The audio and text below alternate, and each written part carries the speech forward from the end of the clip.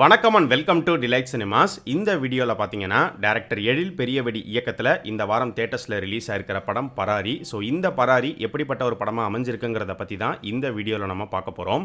நம்ம சேனலுக்கு நீங்கள் புதுசாக இருந்தீங்கன்னா சேனலை சப்ஸ்கிரைப் பண்ணி சப்போர்ட் பண்ணுங்கள். இப்போ வாங்க வீடியோக்குள்ளே போகலாம். இந்த பராரி படத்தோடைய கதை என்ன அப்படின்னு பார்த்தீங்கன்னா, ஊர் காலனி அப்படின்னு சொல்லி ரெண்டாக பிரிஞ்சிருக்கு. உங்களுக்கு புரியும்னு நினைக்கிறேன். ஸோ ஜாதி பிரச்சனை தான் அந்த படத்தில் பேசியிருக்காங்க.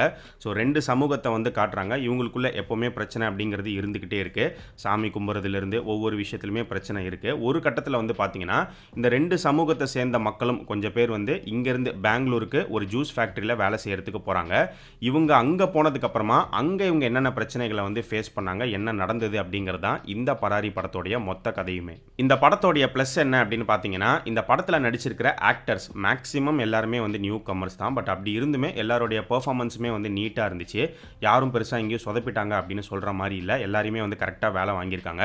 யார் யாரை எப்படி யூஸ் பண்ணணுமோ அப்படி யூஸ் பண்ணியிருக்காங்க. நடித்த எல்லாருமே அந்தந்த கேரக்டருக்கும் ஆப்டாகவும் இருந்தாங்க.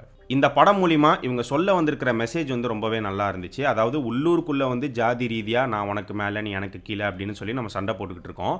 ஆனால் நாம் வெளியில் போனோம் அப்படின்னா, தமிழ்நாட்டை தாண்டி வெளியில் போயிட்டா வெளியில் இருக்கிறவங்க நம்மளை தமிழன் அப்படின்னு தான் பார்ப்பாங்க. அப்படி தான் பார்த்து நம்மளை அடிக்கிறாங்க அப்படின்னு சொன்ன விஷயம் நல்லா இருந்துச்சு. ஏன்னா அப்படி தான் நடந்துக்கிட்டும் இருக்குது. ஸோ காவேரி இஷ்யூ பற்றிலாம் பேசியிருந்தாங்க. ஸோ காவேரி இஷ்யூ பேசினதாக இருக்கட்டும், அதில் இவங்க சொல்லியிருக்கிற ஒரு சில விஷயங்களுமே நல்லா இருந்துச்சு. அண்ட் அதே மாதிரி நல்லவங்க கெட்டவங்க எல்லா இடத்துலையுமே இருப்பாங்க. குறிப்பாக இவங்க எல்லாரும் நல்லவங்க, இவங்க எல்லாரும் கெட்டவங்க அப்படின்லாம் நம்ம சொல்லிடவே முடியாது. அந்த ஒரு விஷயத்தையுமே இந்த படத்தில் இவங்க காமிச்சது ரொம்பவே நல்லா இருந்துச்சு. அதுலேயும் இப்போ ஒரு சமூகம் எடுத்துக்கிட்டோம் அப்படின்னா, இந்த சமூகமாக இவங்க எல்லாருமே கெட்டவங்க, எல்லாருமே ஜாதி வெறி பிடிச்சவங்க அந்த மாதிரிலாம் இவங்க காட்டலை. எல்லாத்துலேயும் நல்லவங்களும் இருக்காங்க, கெட்டவங்களும் இருக்காங்க அப்படிங்கிற மாதிரி தான் காமிச்சிருந்தாங்க. இந்த படத்தோடைய கதைக்களம் திருவண்ணாமலையில் நடக்கிற மாதிரி காட்டப்படுது. So first half Tiruvannamalai, second half பெங்களூரில் நடக்கிற மாதிரி காமிச்சிருக்காங்க. ஸோ திருவண்ணாமலையில் இவங்க காட்டுற ஊர், அந்த ஊர் மக்கள், அவங்க பேசக்கூடிய ஸ்லாங்காக இருக்கட்டும், அந்த கல்ச்சர் எல்லாத்தையுமே ரொம்ப ஒரிஜினலாக காமிச்சிருந்தாங்க. எங்கேயுமே ஆர்டிஃபிஷியலாக எதுவுமே அப்படி தெரியல. ஷான் ரோல்டன் அவர் தான் இந்த படத்துக்கு மியூசிக் பண்ணியிருக்காரு. அவருடைய மியூசிக் இந்த படத்துக்கு ஒரு பெரிய பலமாகவே அமைஞ்சிருக்கு.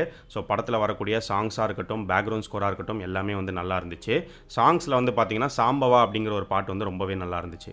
இந்த படத்துக்கு இவங்க ஸ்க்ரீன் பிளே பண்ண விதம், எடுத்துக்கிட்ட கதைக்கு ஒரு டீசெண்டான ஒரு ஸ்க்ரீன் பிளே கொடுத்துருக்காங்க. பெருசாக எந்த இடத்துலையுமே போர் அடிக்காமல் கதையை கொண்டு போய் முடிச்சிருக்காங்க அப்படின்னு தான் சொல்லணும். இந்த படத்தோடைய மைனஸ் என்ன அப்படின்னு பார்க்கும்போது, ஃபஸ்ட்டு பட்ஜெட்டை மைனஸ் அப்படிங்கிறத தாண்டி பட்ஜெட் இஷ்யூஸ் அப்படிங்கிறது இந்த படத்தில் இருக்குது.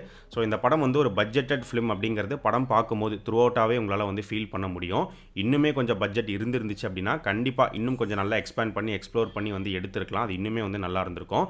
பட் இருந்தாலும் கொடுக்கப்பட்ட பட்ஜெட்டில் அவங்களால எவ்வளோ பண்ண முடியுமோ அதை பண்ணியிருக்காங்க அப்படின்னு தான் சொல்லணும். அடுத்து பார்த்தோம் அப்படின்னா, இவங்க எடுத்துக்கிட்ட ஸ்டோரி ரொம்ப சிம்பிளான ஒரு ஸ்டோரி தான். பயங்கர வித்தியாசமான ஒரு கதை, இது வரைக்கும் நம்ம பார்க்காத ஒரு கதையானா அப்படிலாம் ஒன்றும் கிடையாது. ரொம்ப நார்மலான சிம்பிளான ஒரு ஸ்டோரி தான். ஆனால் ஒரு சில கிளீஷேவான விஷயங்கள் அப்படிங்கிறது இந்த படத்தில் இருந்துச்சு. ஸோ மொத்தமாக இந்த பராரி எப்படிப்பட்ட ஒரு படமாக அமைஞ்சிருக்கு அப்படின்னு பார்க்கும்போது, என்னை பொறுத்த வரைக்கும் ஒரு டீசெண்டான ஒன் டைம் வாட்சபிள் ஃபிலிமாக இருந்துச்சு. பார்க்கணும்னு நினைக்கிறவங்க தேட்டருக்கு போய் இந்த படத்தை பாருங்கள்.